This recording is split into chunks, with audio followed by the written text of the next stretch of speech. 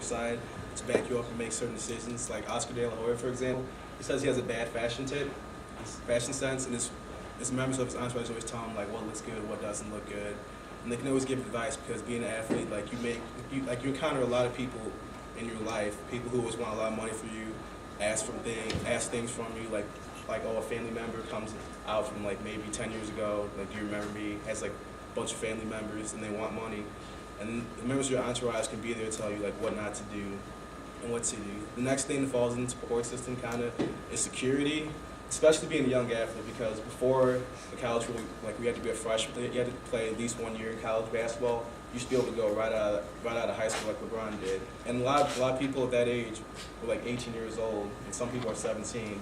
And like the NFL and NBA have symposiums telling like what athletes like what to watch for and stuff. And Lee Steinberg, one of the sports agents, said that while like 90% of people are benign and friendly, 10% when they get intoxicated think they can take on an athlete. And that happens a lot at clubs. Like you see a lot of athletes being shot at clubs. And for example, Sean Taylor, his house was broken into and he was shot in the leg and he eventually died.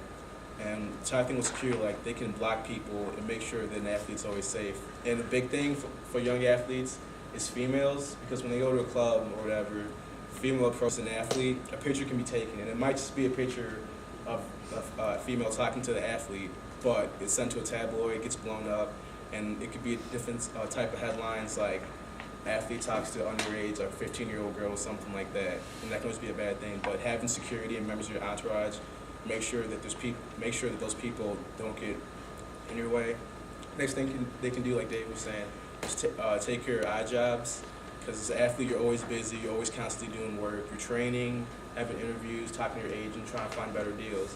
So a simple job like going to the supermarket, picking up your kids, paying the rents, and doing things like that, members of your entourage can do. They can do all that stuff, so when the athlete comes back, they're still on the same page and don't have to be worried about being thrown off guard and stuff. And that's where a supervisor comes in too, because